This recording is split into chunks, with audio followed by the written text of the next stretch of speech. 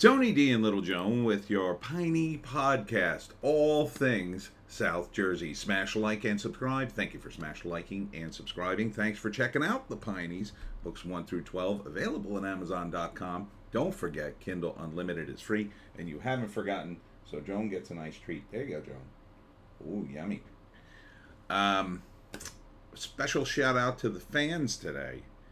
Getting a lot of nice compliments recently. You know, normally people kind of yell at me online, but just recently, very nice comments. So thank you.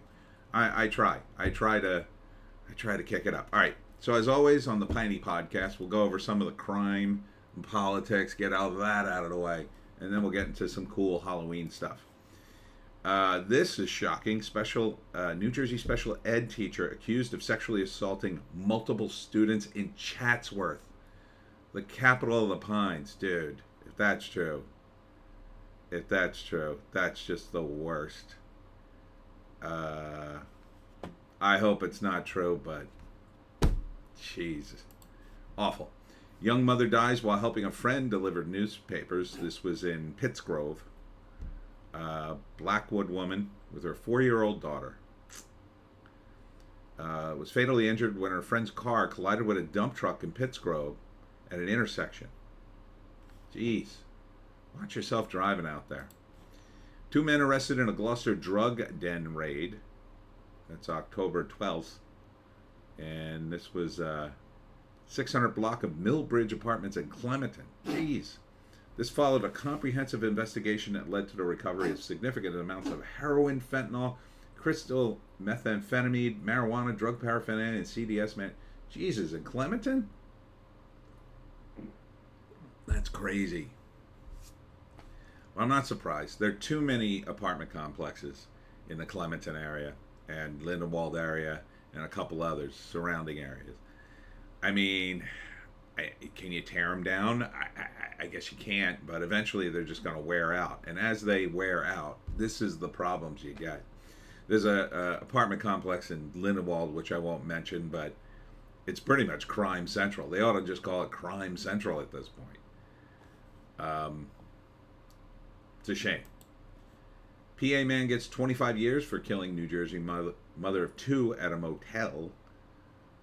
That's horrible. This was at a Maple Shade motel last year. Terrible. A new indictment, moving to politics, kind of crime, or do I repeat myself? New indictment charges Senator Menendez with being unregistered agent of the Egyptian government. It's weird how they word that, right? Like, shouldn't it just be like treason? I mean, when you work for another country and you're supposed to be working for your country, it seems like that's treason to me. Even if it's just, well, I just did it for money or to give it. I mean, it seems like treason. Seems like treason to me. But we'll see how many friends Bob Menendez still has. Last time he was indicted, he got away. This time it doesn't look that way because a lot of the Democrats seem to throw him under the bus. So he may actually go to prison, I think. Will he actually go? I don't know. These guys, like, if they're facing a real long sentence in an actual jail, I don't know if they'll go. Like, I don't want to say what could happen, but I think you know what I'm thinking. But, you know, I think this will go on for a long time. But it's really, like, this guy shouldn't be a senator now. I don't think. This is the second time, and this is a big charge. Like, he should be at least put on hiatus, and I don't know who. I guess the governor would have to appoint somebody to fill his role. There should be an interim if he's innocent. If he's proven innocent, go right back to work. But this seems like too big a charge to leave him in power. This New Jersey imam was comforting the bereaved. Then he saw on TV that 15 of his family were killed. Oh my God. Yeah, nothing good's going to come out of the...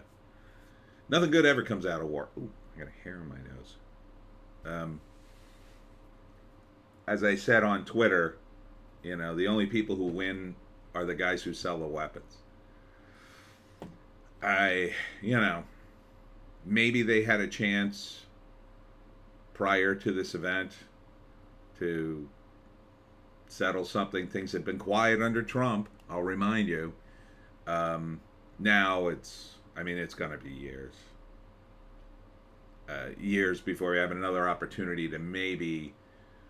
And I don't know what the solution is. I really don't at this point. I mean, over the years, I've proffered stuff, but I mean, it's just so messed up. I talked to some people who follow this closely, and it's like a lot of Palestinians work in Israel. They're fine with the Israelis, but then a lot of them are taught radical stuff. You know, it's a lot of polarization there, and none of the Arab world seems to want to take in the Palestinians, which is frustrating. But I don't know. Maybe get Trump back in there. He could at least calm it back down. Liberal New Jersey lawmaker slams pro-life pregnancy centers as brainwashing cult clinics attempting to close them, or attempts to close them. Pro-life centers say they're being mischaracterized. I would agree with the pro-life centers. That seems a bit strong. Who is this guy? Josh Gottheimer. As James Lindsay says, the iron law of woke projection never misses. You know, I just think, again, I'm not against abortion, but I don't think abortion's good. Safe, legal, and rare was the call 20 years ago. And so I think when somebody's considering this, they shouldn't just do it. They should understand the risk and everything involved. They should do it within a short amount of time from the time they know about the pregnancy, and then make up their mind. I think if there was more of a system to encourage people, well, have the kid, but you can put it up for adoption, right? You put it up for adoption, and then you know, somebody gets a baby. There's plenty of people who want healthy babies, by the way. And so I think if there was maybe a better system for that, there wouldn't be quite so many abortions. They would only be used in very rare circumstances. And then we could have, you know, an equilibrium on this issue again. But unfortunately, politicians don't want that on both sides. There are radical guys on both sides. Right now, I think there are more radicals on the left. This guy sounds pretty radical to me. And it doesn't surprise me. The Democrats have really s the bed in a lot of levels. But we'll see how this flies in New Jersey. This is an editorial. If the taxpayer is always right, we have a dilemma. In a recent letter to the editor, school book bans are taxpayers' rights issue. Jackie Delano seems to be implying if you pay your taxes, you should get what you want from government. But what if other people who pay taxes want something different from what you want? Well, yes, that's the conundrum. This is why you have politics, and this is why you make compromises. DiGerolamo's example was the right to ban books from schools. Okay, so on this issue, I think the banning of gender Marxism is correct. Unfortunately, I think a lot of people target them and say, "Oh, you're just banning the LGBTQ books." Now, I don't think people are banning normal books that just happen to have gay characters in them or whatever. But the other thing is too, you got to think about it this way. What are LGBTQ books, right? They're about people's sexuality. That is not something to be taught to children. Maybe you could argue, seniors, juniors, okay, they're sexually active, you know, by then, maybe. By then, maybe some of those books could be okay, but not the graphic ones. Most of the ones that are being complained about are amazingly graphic. Like, so graphic that school boards won't allow them to be read during the school board meeting or shown. So if you can't show the book in a school board meeting or read the words aloud, like, I'm pretty sure if you had a clinical book on sexuality that explained it in very clinical terms, you could read that all day long in a Board of Education meeting and it would be fine. Because people would realize, oh, that's just very clinical, you're describing functions and whatever. And that's the way it should be. The idea that we have to get into this flowery language about love and sexuality and all this other stuff, no, we don't. No, that's not for you to teach children. But I think the implication here is this is about racist, this is about transphobes and homophobes, but it's not. It's about Marxism. But most of these people on the other side of the issue either refuse to dig down into that and understand what it is and why these books are harmful, or they just don't care because they're Marxists themselves and they like the books. This, by the way, doesn't mean you can't be free to take your kid out of a public school and give them all the LGBTQ books you want, if that's what you want to indoctrinate your kid with. But, and then she ends with, is democracy what is best for me personally or what is best for the society I am a part of? Look,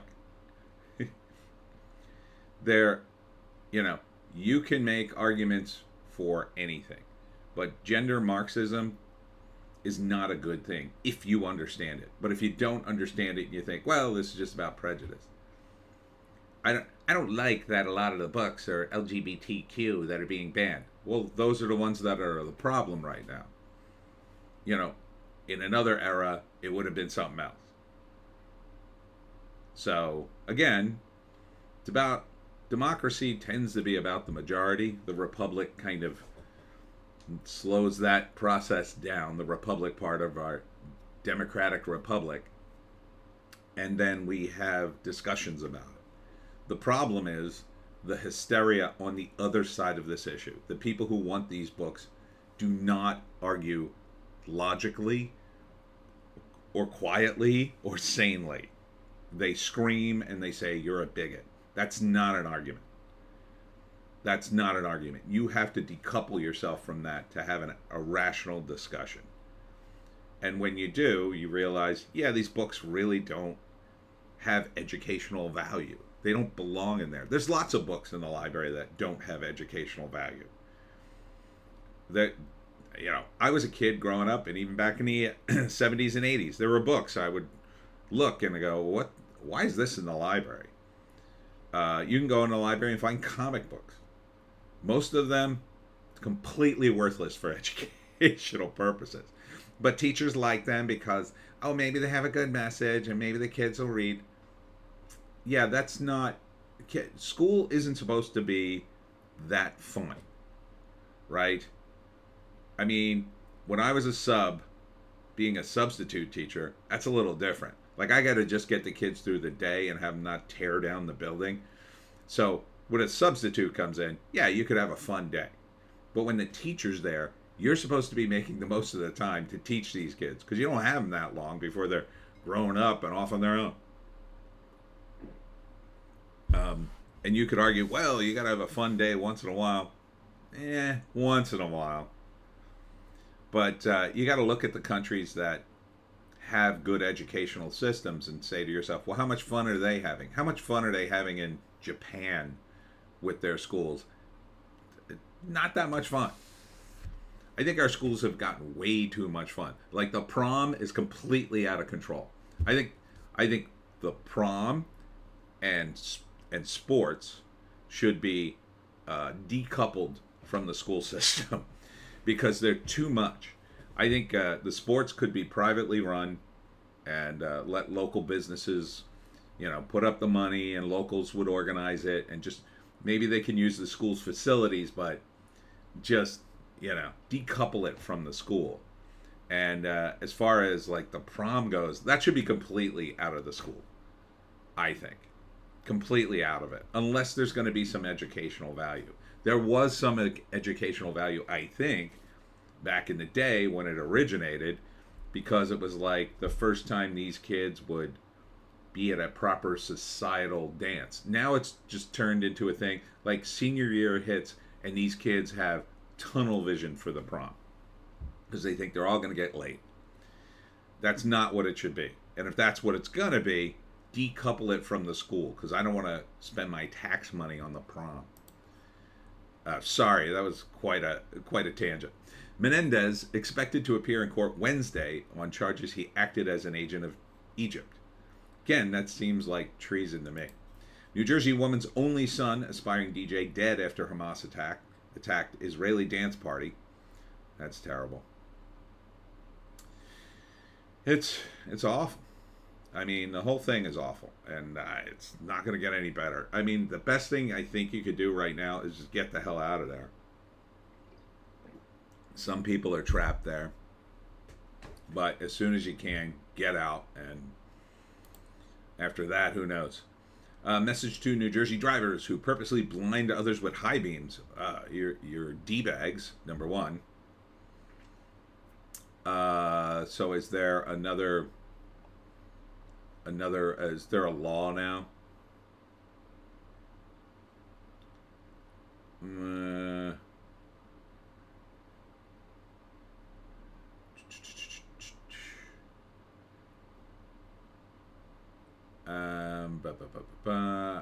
don't know. This is a long story about high beams.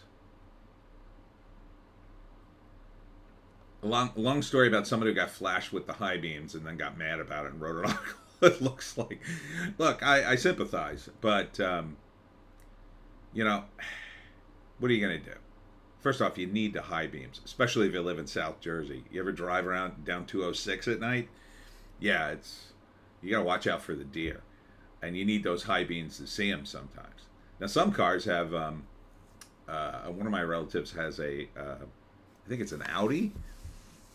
It has like an infrared display.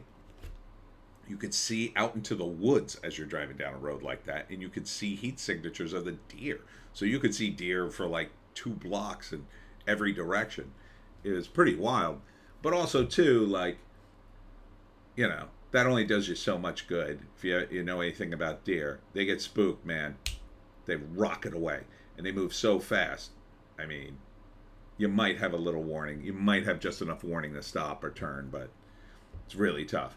But in terms of the high beams, I mean, there's only one response. If you get high beamed, you put on your high beams. Hopefully they get annoyed too and go, I got my high beams on. And then everybody goes off and it's all good.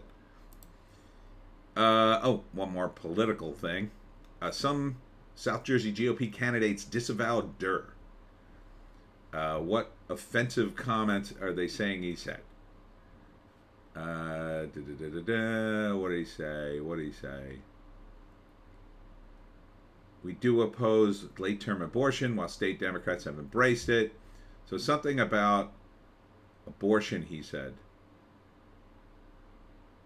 I don't know. I don't know if this is legit, because Durr is not... I mean, he's a politician now, but he really wasn't a politician when he got in there.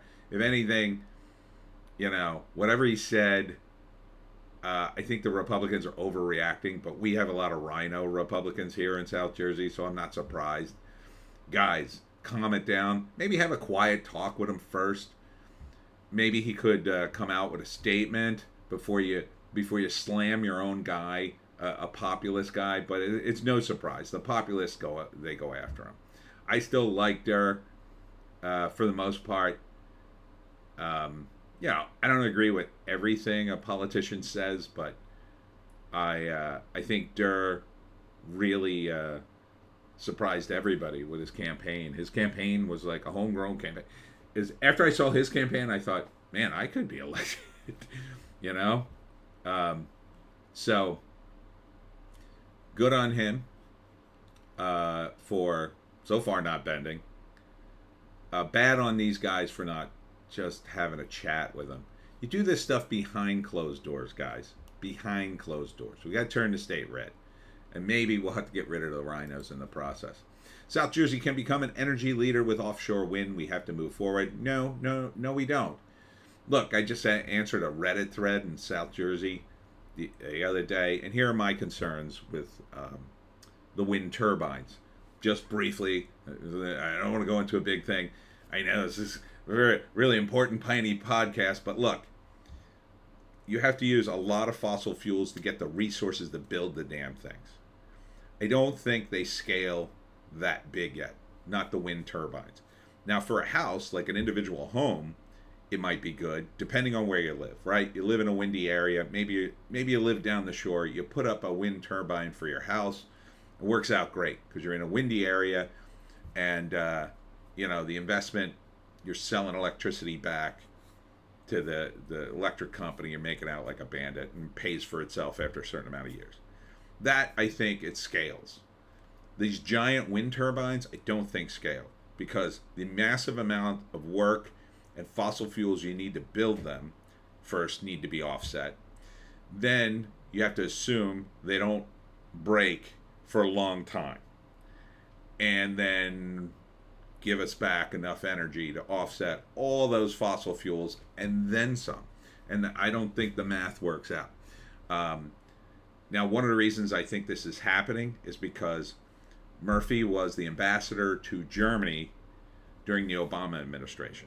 That's when the Germans were building this stuff.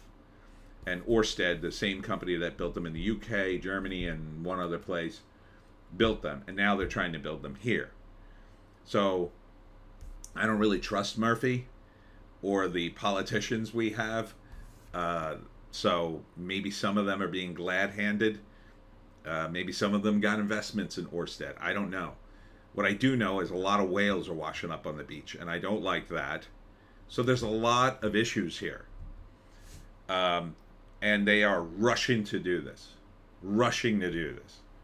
I think it should be stopped, and more studies need to be done at minimum. I think they should just stop it, because I don't think the technology is there. But if you want to do a study, a real study, then maybe we could look at that and make a decision and put a measure on the ballot.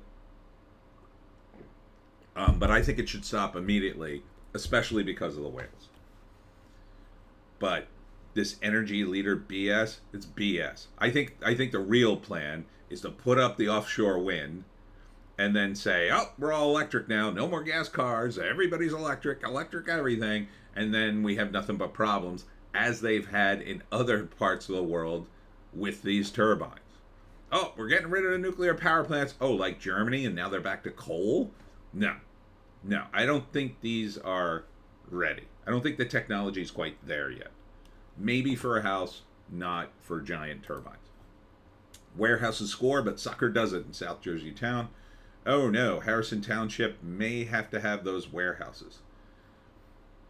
That sounds terrible. There's already too many warehouses in New Jersey already, in my opinion.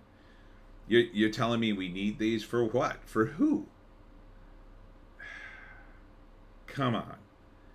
Let's not have these. Can't you build these somewhere? Can't you build warehouses? And let's take a city like Camden, right? They knocked down how many row homes? And now the city is better slightly. But they've got miles and miles of these old houses, dilapidated areas. Why don't you just buy a whole couple of city blocks there, bulldoze the place, and build it there? If nobody's living there, I'm saying, or you buy out. Maybe there's a few people living there. You buy them out, and everything's legal, something like that. You build it in Camden. Nobody's going to care if you build it in Camden, because if people aren't really living in certain sections of Camden or other places that are blighted, well, the warehouse is better than a bunch of blighted houses, isn't it? It's a slight improvement. There's no trees to knock down. You're not knocking down the trees. These people with the wind turbines are supposedly all green, and yet they're killing whales. They're killing the tree. They allow this to kill the trees. Where's the protest? Hey, you're killing a bunch of trees. I think we need more trees in Jersey rather than warehouses. I know. I'm a hippie. Sorry. I like the Pine Barrens.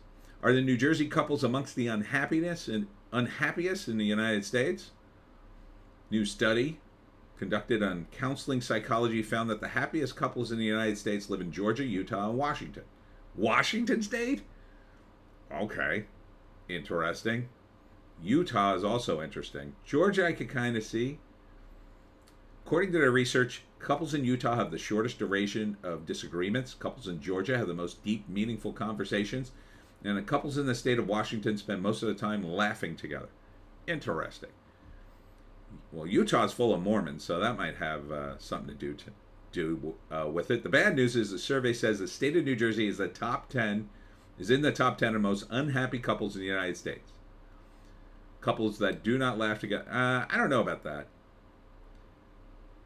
New Jersey is not as poorly rated as Wisconsin. What number were we? Or Alabama or Michigan? Still a bad look. New Jersey's neighboring states. Pennsylvania's ranked 13th happiest state. New York is the 17th happiest state. I don't know if you people understand New Jersey. And I wish you'd do a South Jersey, North Jersey comparison. I think you'd find down here we're much happier. Couples actually having honeymoons in these two New Jersey towns. All right, Cape May and, let's see. One of them has to be Cape May. Come on. Cape May came in at number 14, of course. This is across the nation, so. And 105 is Princeton. That's a nice town. I can see it. It's got a lot of character, a lot of new cool stuff. Lambertville, a hidden gem in New Jersey. Maybe for a honeymoon, though, I guess. Gibbstown Plaza, new facade takes shape. Grocery outlet, plus second tenant identified. I never heard of grocery outlet. I guess. It's a former ShopRite building. You mean they're replacing ShopRite? I don't like that. Come on, ShopRite. What are you doing? Interesting. Grocery outlet. Well, maybe I'll give it a chance. These New Jersey bridges missing from the list of scariest U.S. crossings. Okay. Scariest bridges in the United States.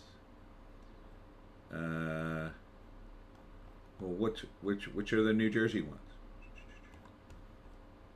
These are all in different states. Illinois, Michigan. Oh, I guess New York. Nothing in New Jersey. The Verrazano Narrows Bridge is the closest we have on the list, affecting some of New Jersey commuters. It's a fairly narrow bridge that does close to travelers when the winds are too strong. No, we have good bridges in New Jersey. That's a good thing. Outer Bridge Crossing. I don't know that one. I think I've been across it, though. Don't know it off the top of my head. Pulaski Skyway. I think I've been on that one. Burlington Bristol Bridge. I've definitely been on that. I don't find these really scary. There was an really old one. I think it's gone now. I want to say it's either the Route 9 bridge that's closed or the one that goes to Ocean City, or used to. I think it was called the 9th Street Bridge, the old one. They don't use it anymore. I think they tore it down. That was scary. But yeah, we're pretty solid on the bridge front, I think. 122-year-old Atlantic City property turning into apartments. Well, it's nice they kept it. Ooh, it looks like a castle. That's kind of a cool apartment complex. The Morris Guards Armory building on New York Ave is being converted to apartments and retail. Well, hopefully it'll be nice. I'm glad they kept the building and didn't tear it down. There's too much stuff they tore down in Atlantic City. Ruined the character of a lot of the city, I think. Old AC is gone. New AC, Pine Hill Tavern expansion approved. Interesting. A larger bar, dining area, parking. I've been to the Pine Hill Tavern. Interesting. They kind of did need a facelift, I'll say. So this will give them a facelift. Be happy to check it out when it's ready. Lifestyle TV Network says New Jersey town is most charming. Place your bets. I bet Cape May. This is from HGTV, awarded a Garden State town the title of most charming. Cape May. It's always Cape May, isn't it? The fall-inspired margarita at a New Jersey spot might be a step too far. Oh, it's butternut squash? What are you, out of your mind? This is at Taco Cabalito Tequila butternut squash margaritas. Ah, that sounds awful. And there's a cookie in it? Oh, is that supposed to be sweet or savory? No, thank you. I mean, I don't drink. But I hate squash. I know. But I really don't like squash. God, that's a nightmare for me. It's an absolute nightmare. Butternut squash margaritas. You're crazy. Strawbridge and Echelon restaurant frozen in time for decades. Interesting. I kind of remember these restaurants. I don't remember this one, although I might have been in it. So I guess they just sealed it off, and where the hell is that? This is in Echelon? Strawbridge and Clothier. Huh. I don't even remember where the Strawbridge and Clothier was. But, oh look, they found an old menu. Golden brown fried fish with tartar sauce served with 2 vegetables. $1.85. This is from the 70s. Hot sliced breast of turkey sandwich with fricassee gravy, cranberry sauce served with vegetables, your choice. $1.80. And it looks like something grilled and topped. I'm not sure. I'm not sure what the first word is, but it's only $2. The soup of the day was 30 cents. Oh, I wish I could see the hamburger, how much that was. Oh, executive burger, $1.85. Quarter pounder all beef patty topped with melted American cheese, crisp lettuce, toasted bun, golden French fries. $65. Yeah, that's the prices of things. That was the prices of things. Yeah, they used to have these restaurants and department stores. I'm trying to think of the one I went to a couple of times. Can't remember it, but yeah, they were all like this. They were kind of sad diners. And I guess, some people went to them. I went to them a couple of times when I was a kid. I forget why. I guess because it was just like, let's have lunch, or you're hungry, or whatever. I don't think I ever went as an adult or a teenager. Maybe I went as a teenager once just to go. I remember one of them, not this one, but another one, like, it was like the sad last days of it, right? It was empty. It's maybe like early 80s. I just walked in, like, I was thinking about getting a sandwich and looking around, and I was just like, it looks so sad, I left. Atlantic City Dave & Buster's expected to open in December.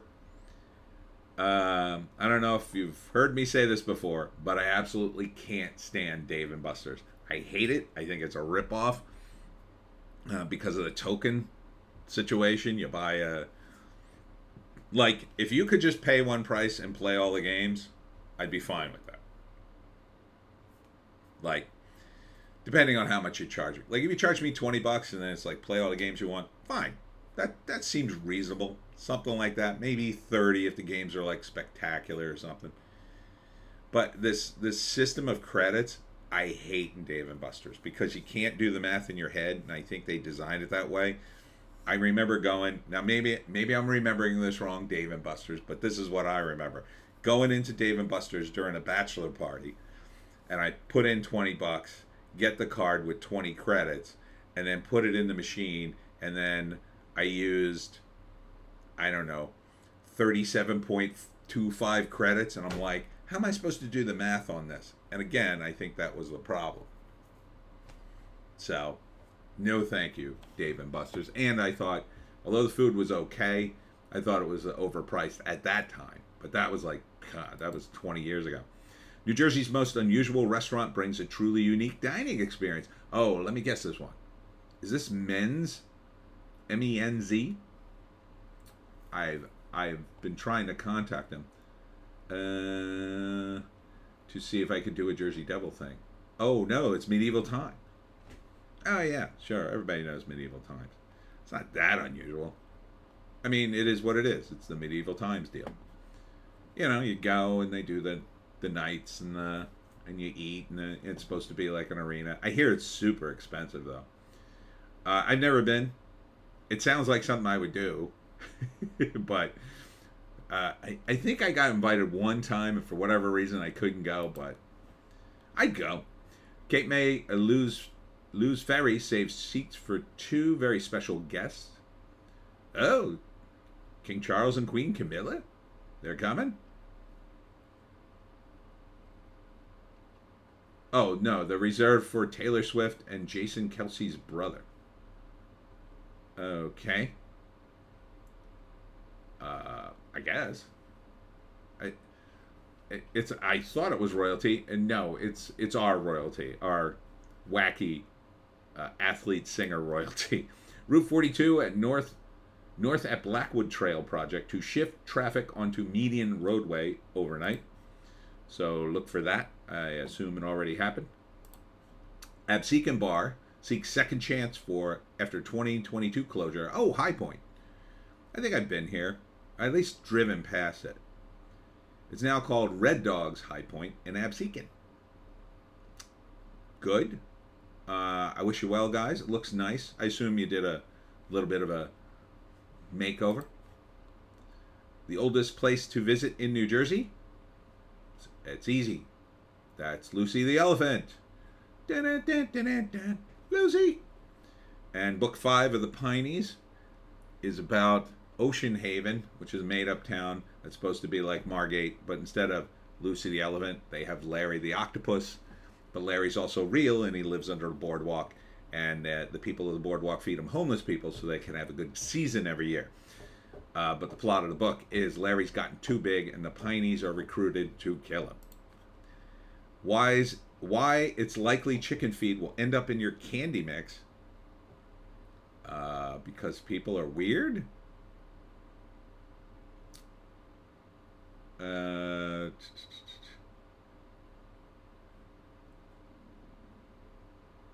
Oh. It's a Halloween candy called chicken feed. Because Oh, you're talking about candy corn? So, it's candy corn. God, every year at Halloween, they gotta do a candy corn article. Look, I'm gonna say something controversial. Candy corn's not that bad. It's fine. It's sweet. If you have nothing else, I'll pop a few candy corn. I wouldn't go out and buy it. It tastes kind of waxy.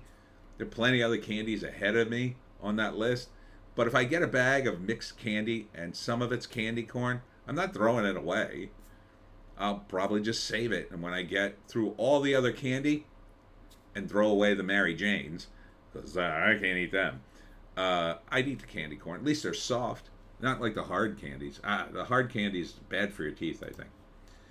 2 New Jersey Walgreens stores, Glendora and Brigantine, close mid-November. While I'm certainly not surprised the Brigantine store would close, I'm a little surprised at the Glendora closing. Because Brigantine's down the shore, and I got to think, in the wintertime, these places are empty, or ghost town. Because Brigantine's pretty much a shore town. I mean, I guess they could scale back, but it's not working. That's not a good sign for the economy. Glendora, however, seems to be a regular 24/7 town. I'm kind of shocked. But Walgreens doesn't seem to be doing well. My Walgreens seems to do fine. I hope it stays. I need that Walgreens. I mean, the Rite Aids are closing. So, otherwise, I'm just stuck with CVS, which is okay. But I use it for some things, but for actual purchases, it's kind of not great. Guy Fieri, it's time to pay a visit to these worthy South Jersey restaurants. Oh, okay, so this is a suggestion. Let me see. This is a fans suggesting Water Dog Smokehouse. I don't know that one. Ventnor City. Looks cool.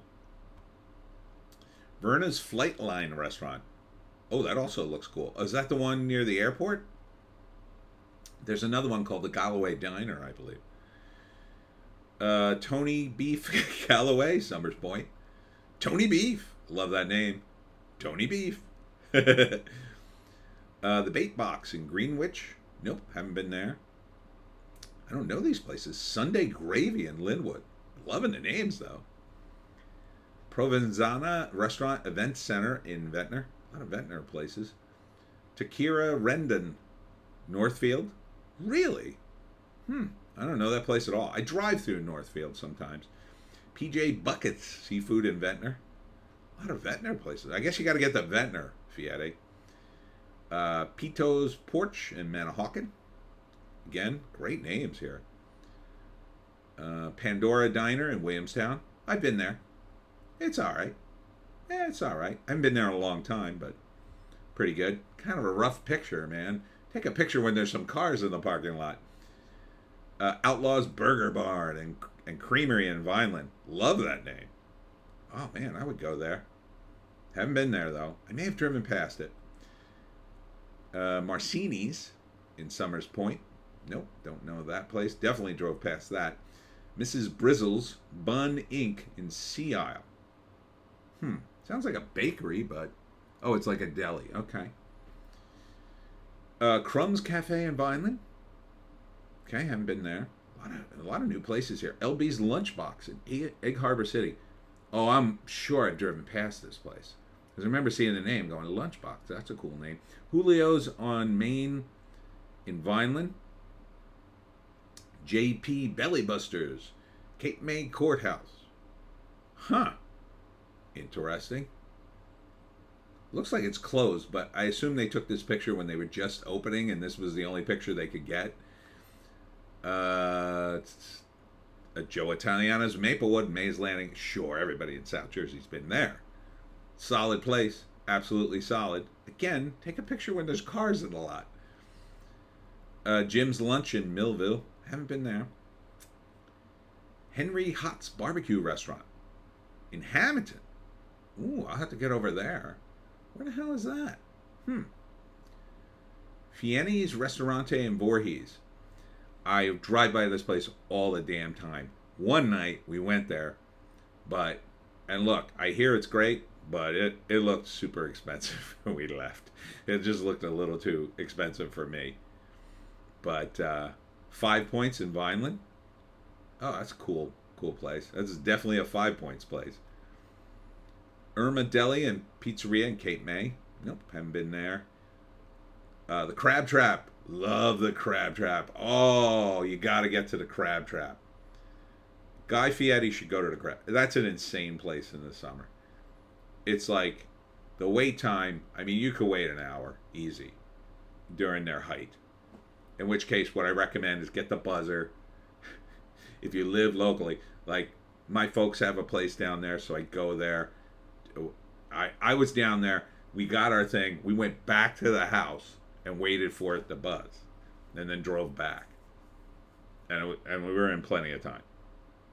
But it's a great place. It's phenomenal. Crab Trap. Charlesworth Hotel and Restaurant in Fortescue, New Jersey. Burger Time in Audubon. Oh, that's near me. I have to go check that out. No pictures though. Burger 25 in Ship Bottom. Solid name. I like Burger Time too. I wonder if they have the video game. Blue Plate and Red Eyed Crab in Mullica Hill. Now see, I don't even see a sign on that place. But I would check it out. Not too far from that. Red Eyed Crab in Port Norris. That looks cool. That looks like... Now, tell me that's not a seafood shanty. That is a place to get seafood. Absolutely. You got I think you probably got, seashells for the parking lot? That is a sea shanty place. I would totally get seafood there. Alfie's Restaurant in Wildwood. I don't think I've been there. I might have been there. Good. These are good suggestions, I think. All right. That was a long list. Moving on. These popular New Jersey towns won't have trick-or-treating on Halloween. Here's why. Because they're Grinches. Tom's River and the surrounding towns moved it to 10:30. Yeah, we knew that. I don't know why. And that's it. Okay. Postponed again in some towns. Which towns have postponed it? I guess they're talking about Tom's River. Look, if it, but they moved it up. I don't know why. I guess because the 30th's a Monday. Maybe that's slightly more convenient. You can get the week going. If I were a kid, I'd be happy to be in Tom's River because this is what I would do.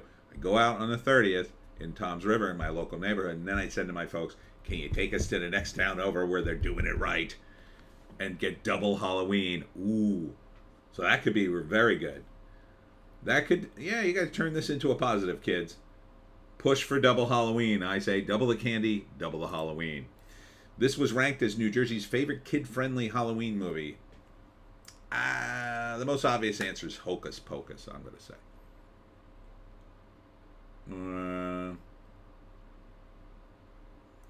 Ghostbusters. Oh, yeah, that's a good one.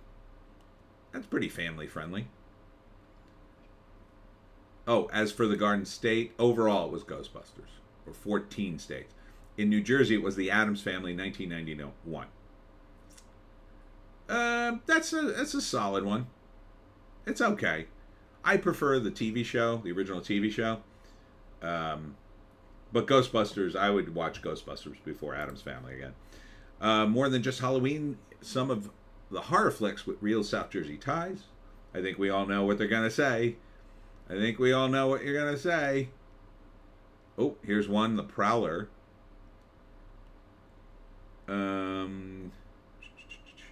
Parts of the film were shot. What's the name? Knock at the Cabin. Parts of it were shot in South Jersey. The Prowler, I guess, was set in a California town, but the filming took place in Cape May. How did they sell that? 13th Child, Legend of the Jersey Devil. Oh, they got a trailer and everything. This was 2002, I guess. I hear it's not great. I haven't seen it. The Village, also shot in here. I said these are all shot in South Jersey. The Zombie Wedding, that's a newer one. And Friday the 13th, The Final Chapter, I guess, was. But, I mean, the big connection is, number one, Halloween wasn't shot in New Jersey, but I think it was supposed to take place in a town called Haddonfield, or I think it was Haddonfield, something like that. And then, of course, Jason from Friday the 13th, his last name is Voorhees. Maybe that's the one that has a more South Jersey. There's another South Jersey connection to it. So I thought they were going to tell you those. Those were the obvious ones to me. They've shot a lot of stuff in South Jersey, mostly monster movies you've never seen, but they shot like a Blair Witch type movie that was supposed to be about the Jersey Devil, but you never see anything. I forget what they called it. I think it was called like The Last Broadcast. Bunch of stuff like that. So I should do a list of New Jersey movies. That's what, maybe I'll do that today for the live stream. Surprise pick. What's the favorite candy of New Jerseyans? I'm going to guess it's not candy corn, but let me think. Favorite candy. Well, you could go with an Italian candy, but I think overall it probably wouldn't work. It would probably be something pretty mainstream. I'll say Snickers.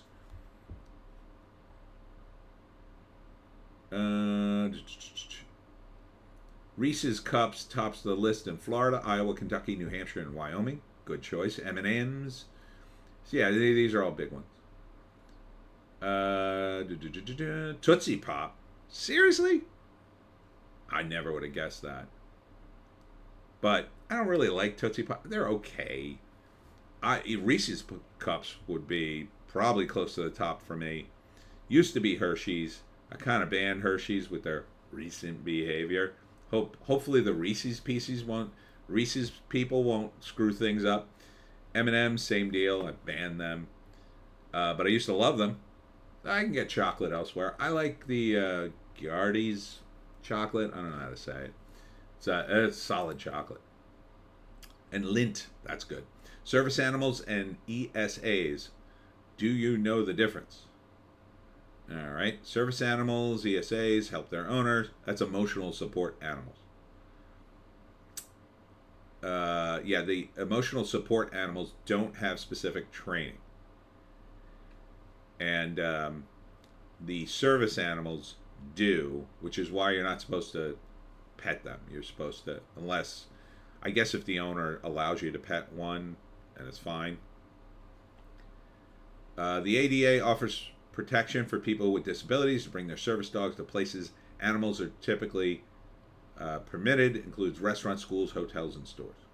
You mean not permitted, I think.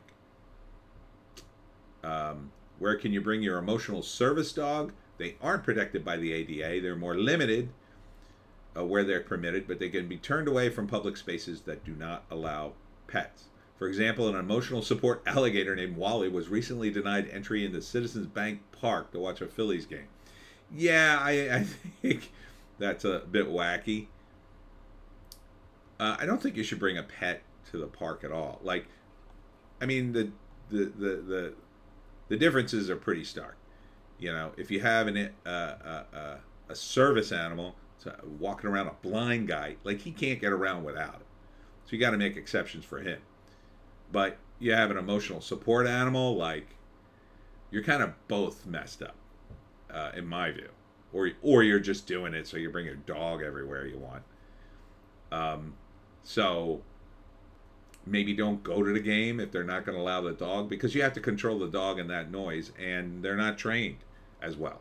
But typically, they could be. So maybe if you get a special dispensation or something, I don't know. In which case, I think if you're going to have an emotional service dog, you really should have, the proper dog. You should have a service dog. But Joan's my emotional service animal. Right, Joan? Right. But she is poorly trained. This is an article about Friday the 13th and or the unluckiness of Friday the 13th. I'm not going to read the whole thing, but it talks about where the origins are. One of my theories in the United States was because the Jersey Devil legend is 288 years old, that maybe it originated from that, just in the United States. But it could go back to biblical times, because Judas was the 13th apostle.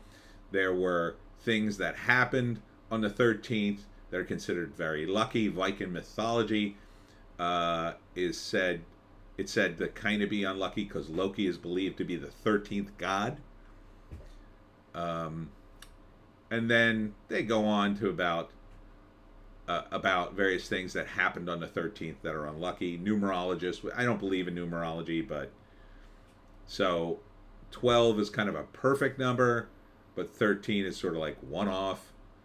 And we have Friday the 13th, usually once a year, but sometimes two, and very rarely three in a year. So then they go into famous people born and died on the 13th, but who cares? So that would be a crazy year, right? Hey, it's Friday the 13th again? But I don't freak out. I mean, my Friday the 13th was pretty awesome. My Friday the 14th, not as awesome with all the rain. Or when? When did it rain? Was it the 14th? Yeah. God, it rained so hard last night.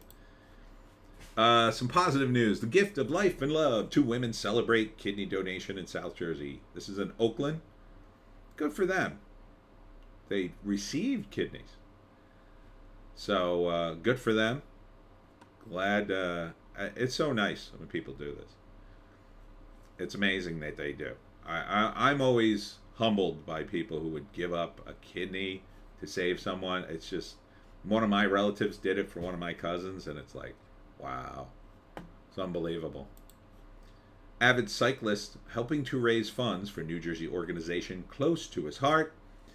Paul Lawrence. He's going to ride 80 kilometers a day for 80 days straight to raise funds for America's Grow a Row. Okay. Let's grow a row. I don't even know what that is. Click on the site. And there it is. Grow a row. I guess America's Grow a Row. Oh, it's for farming? Yeah, okay. Yeah, I'm all about the farming. Good for you, dude. Hamilton, New Jersey food truck named one of the best in New Jersey, South Jersey. According to NewJersey.com writer Peter Genovese, who ranked the 51 best food trucks in the state, one of the best food trucks is Tacos al Carbon. I think I've had these or seen them. At least seen them. They can be found on Peach Street in Hamilton. They're good and cheap. I tried the Pastor Carnitas. I'll have to get that sometime when I'm down there again. Tacos al Carbon. They look good. I'm getting a little hungry for lunch. I'm toughing it out for early Italian dinner. And finally, South Jersey attorney finds new calling as stand-up comedian after breast cancer diagnosis. I find these stories inspiring. Now, hopefully, she's fine now. I guess she's fine. It says it was her experience that helped her find a new calling in stand-up comedy. Oh, and she's using it to help others beating the odds of breast cancer. Okay, good. So she's good. So cool. I like these stories, not just because she's turned to comedy from law, which I think is a net positive, but because, like, to me, it's very real, right? I think I had one of those sort of near-death experience when I got into my car accident, and I kind of made a more committed thing. I mean, I was already committed to writing, but I really committed to the comics after my car accident, because then you're just like, yeah, you could go at any time. And if you're going to go at any time, you want to be dying going, well, I did everything I could. I did everything I wanted, right? I wanted to make the Jersey Devil comic, and I wanted to do it full time. And that's when I switched over to doing it full time. I mean, I struggled ever since, but I don't regret it. I don't regret it at all. It's what I want to do. And this is what she was pushed to do. You're pushed to really evaluate yourself then. Let's see what her chops are like here. I could have the CBD and the THC that I wanted, and I was like, nobody cared. I don't really get that, but it's probably a context thing.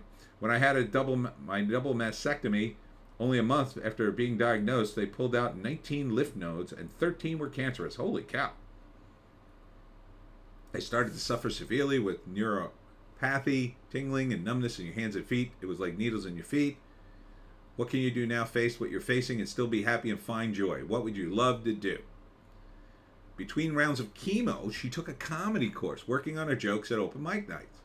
Queen says her humor... What's her name? Queen, last name? Queen Stewart. Oh, that's her first name. Draws from her family and everyday life, especially about the quirks of being a cancer patient. She recalls how her husband and plastic surgeon, wow, fancy, talked as if they were at a car dealership. At the plastic surgeon's office, I'm there with my husband, and he keeps asking about the upkeep of my new boobs. That's funny, she says. That is kind of funny. Well, good for you. There was a picture of her, but it didn't load. So good for you, Queen. Bravo. This is what you do. I mean, you got to think about it, you know? Don't wait for a near-death experience. And I know it's corny. Pursue your dreams or whatever. Yeah, some dreams, they're not, really practical or whatever. But, you should... like if your dream is to be an astronaut and you're 85, like that's not going to happen. But, you could still pursue a dream akin to that if you're 85 and want to be an astronaut. I mean, Shatner did it.